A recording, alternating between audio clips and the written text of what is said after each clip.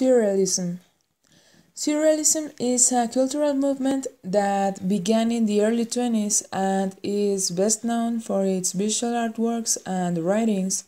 The plan was to resolve the previously contradictory conditions of dream and reality, and many artists painted frightening, illogical, and crazy scenes with photographic precision, creating strange creatures from everyday objects, and developed painting techniques that allowed the unconscious to express itself. The main characteristic is the element of surprise and unexpected creations. However, many surrealist artists and also writers regard their work as an expression for themselves. Anyway, surrealism developed out during the World War I, and the most important center of the movement was in Paris. Hi, my name is Liliana, and I'm going to talk about Oscar Dominguez, who painted the Romance picture. Oscar Manuel Dominguez, born on January 3rd of 1906 in San Cristobal de la Laguna on the island of Tenerife, on the Canary Islands, Spain. Dominguez spent his youth with his grandmother in Tacoronte and devoted himself to painting at a young age after suffering a serious illness, which affected his growth and caused a progressive deformation of his facial bone frame and limbs. He went to Paris at 21, where he first worked for his father in the central market of Les Halles. He spent his nights diving in cabarets. He then frequented some art schools and visited galleries and museums. Dominguez was rapidly attracted by avant-garde painters, notably Tanguy and Pablo Picasso, whose influences were visible in the first works. At 25, he painted a self-portrait full of premonition, as he showed himself with a deformed hand and with the veins of his arm cut. He chose to kill himself 27 years later by cutting his veins.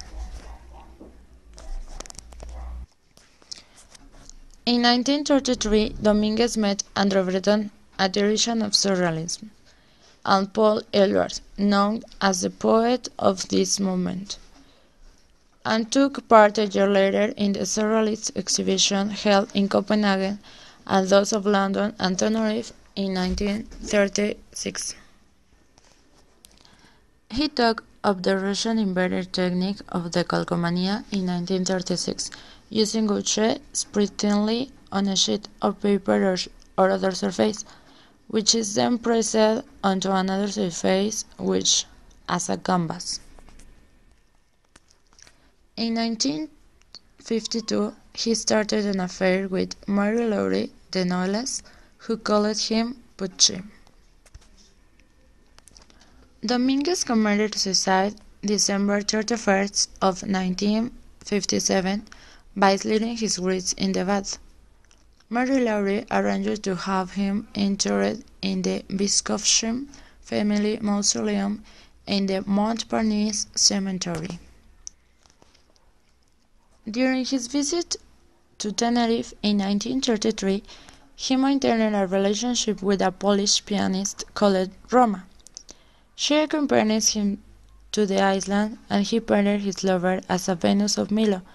The result was his painter entitled Portrait of Rome.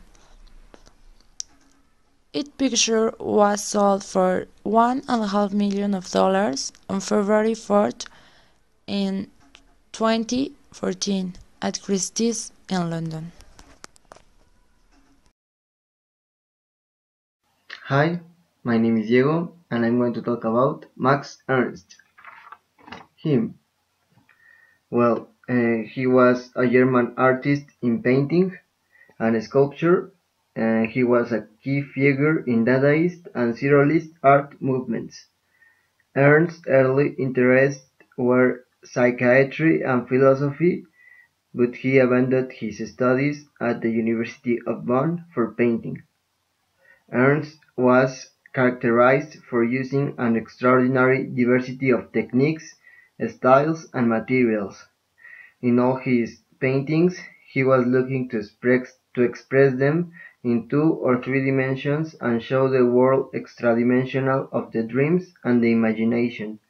He was married two times, once with Peggy Guggenheim and Dorothea Taining. Ernst died in 1976. Now I'm going to talk about one of his most important paintings. This is called Hugo Imperator. This painting was made in 1923. As you can see at the center, there is a tower-like form with human arms extended, um, and a head constructed as an architectural form. This tower rests in an alone point and it has form of a spin. It looks like as if it was a pier of turning around it. The stability of architecture versus the instability of the tower's base and its movement places the object in an internal conflict. The weather looks great. It is a sunny day, and Earth has placed the building within a bare desert. This picture plays with the binomial reality fiction to create mysteries in the spectator. The title Hugo Imperator translates as the commander, yet the central figure lacks the stability and authority a leader usually commands in both art and life. Well, that's my explanation about Max Ernst and this painting that is called Hugo Imperator. Thank you.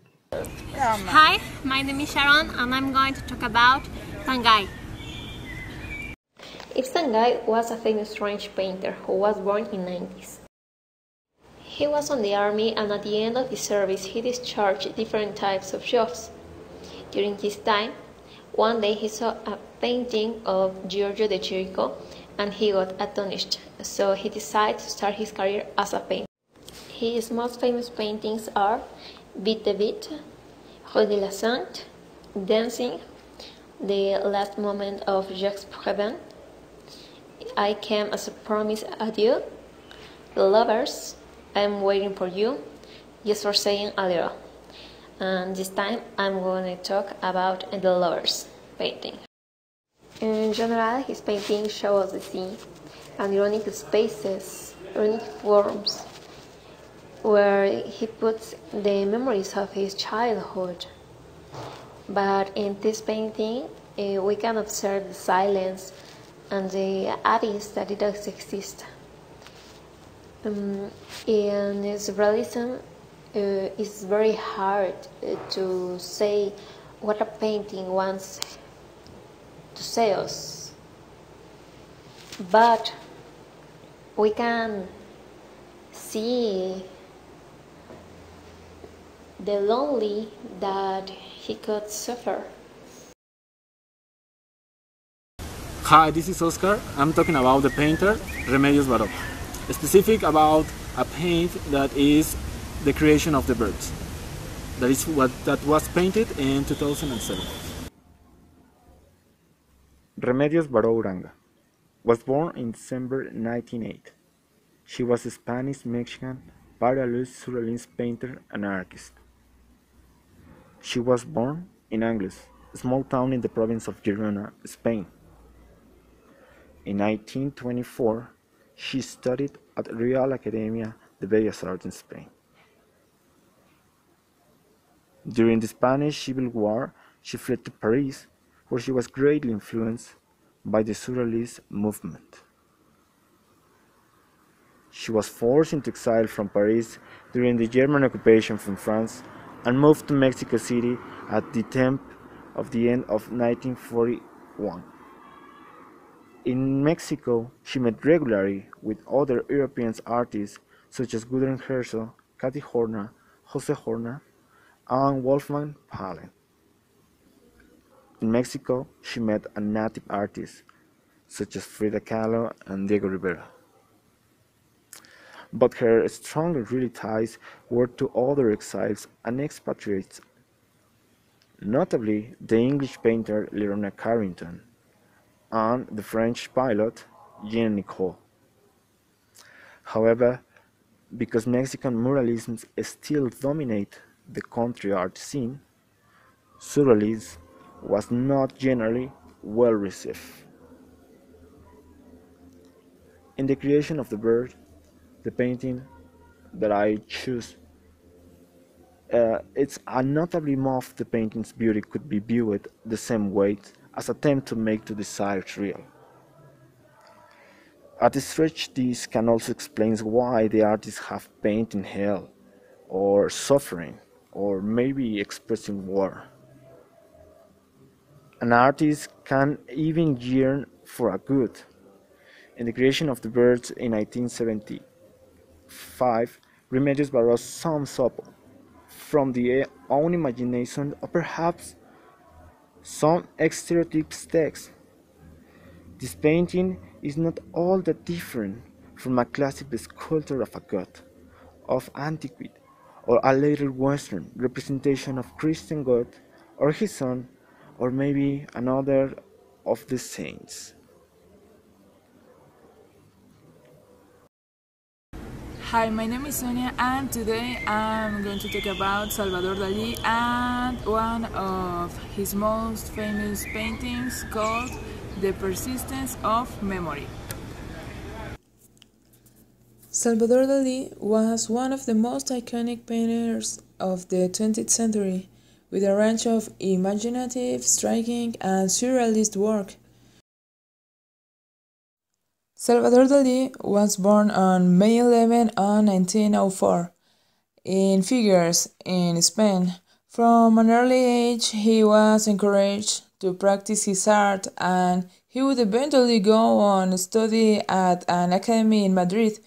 In the 20s, he went to Paris and began interacting with many artists like Picasso, Magritte, and Miro, which led to Dali's first surrealist phase. In 1931, Dali painted one of his most famous works, The Persistence of Memory, sometimes called soft watches or melting clocks, etc. The work introduced the surrealistic image of a soft melting pocket watch. It has become an iconic artwork of the 20th century. Amongst other things, it points the illusion of time. That's what Salvador Dali wrote on the importance and the symbolism of surrealism. Salvador Dali used to say that surrealism is destructive, but it only destroys what it considers to be limiting or vision. After posting a lot of artworks along his whole life, Salvador Dali finally died in 1989 at the age of 84 from a heart failure, and by now he's buried in the crypt of Teatro Museo in Figueres in Spain.